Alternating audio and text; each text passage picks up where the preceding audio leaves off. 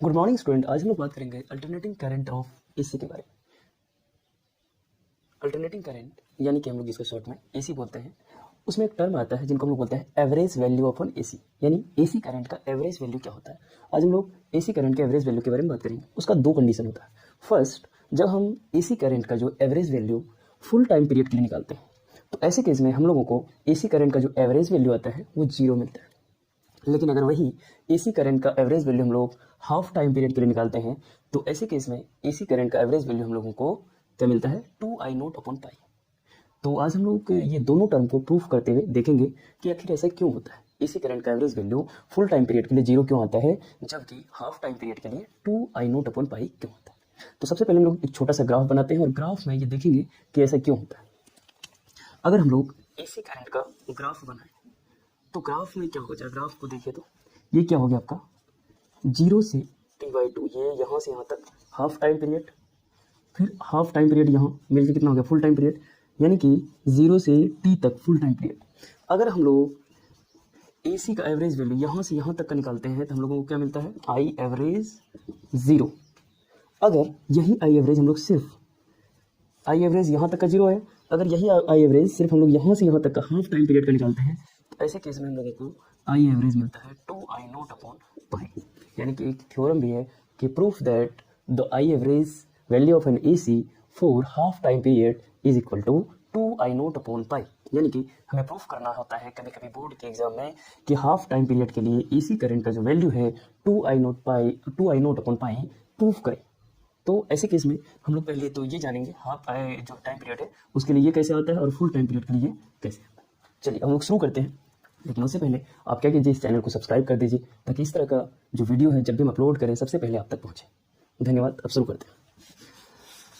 सबसे पहले हम लोग जो प्रूफ करने वाले हैं average value of AC for full time period क्या आता है, इक्वल टू 0। ये 0 कैसे आता है हम लोग आज इसको प्रूफ करेंगे, इनको देखेंगे। चलिए शुरू कर लेते हैं। तो इनको शुरू करने के लिए हम लोग एक छोटा सा ग्राफ बनाएंगे। पहले क्या करेंगे, एक छोटा सा ग्राफ बनाएंगे। ये peak value of an AC current origin, this is time axis, this is the graph of an AC, this is time, half time period, full time period. आज हम जानने वाले हैं average value of an AC जो निकालने वाले हैं वो फुल टाइम पीरियड के लिए। तो सबसे पहले हम लोग एसी का जो जनरल वैल्यू अगर निकालना चाहे तो उसके लिए क्या इक्वेशन होता है, I equal to I0 sine omega T. हम लोगों को यही करंट मिलता है, ये general value of an AC, general value of an AC at any instant of time T. तो अब हम लोग आई एवरेज निकालेंगे।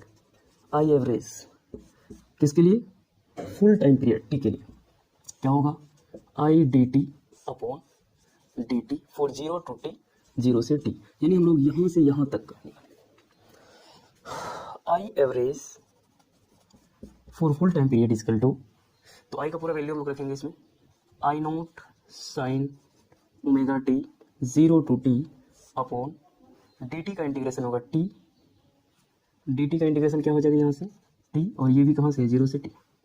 अगर हम लोग इसका इंटीग्रेशन कैसे, क्योंकि I0 तो कांस्टेंट है, I0 बाहर हो जाएगा, साइन ओमेगा टी का इंटीग्रेशन क्या होगा, साइन का होगा माइनस कॉस ओमेगा टी, क्योंकि टी के रिस्पेक्ट में हम लोग कर रहे हैं तो कोफिशिएंट ओमेगा हो गया, ओमेगा जो है बट्टे में आ जाएगा, डिवाइड में आ जाएगा,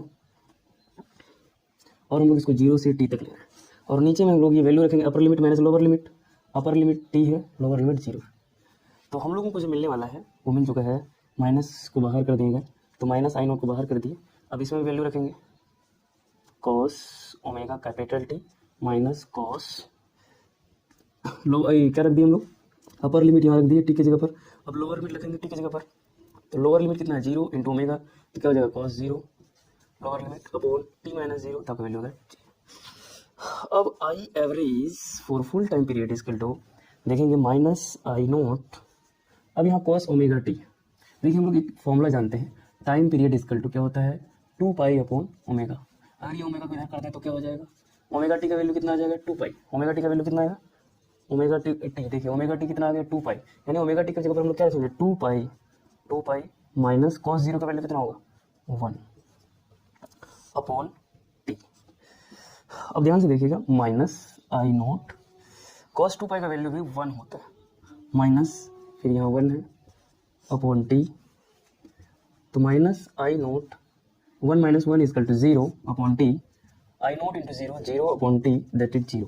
यानी कि आपका जो आंसर आ चुका है वो 0 आई average for full time period, अगर हम लोग लिखें बगल में यहाँ कहीं यानी यहाँ, तो I average full time period equal to 0। ये बात हम लोग प्रूफ कर चुके हैं by the help of integration, यानी हम लोग इंटीग्रेशन के हेल्प से हम लोग अभी ये प्रूफ कर लिए हैं कि I average for full time period is equal to 0। अब सेकेंड हम लोग का है क्या, हम लोगों को आज ये भी प्रूफ करना है कि I average for half time period is equal to 2 I naught upon pi. हम लोगों को ये प्रूफ करना है। चलिए, तो सबसे पहले ये आप लिख लीजिए, अब इनको हम लोग इरेज करेंगे।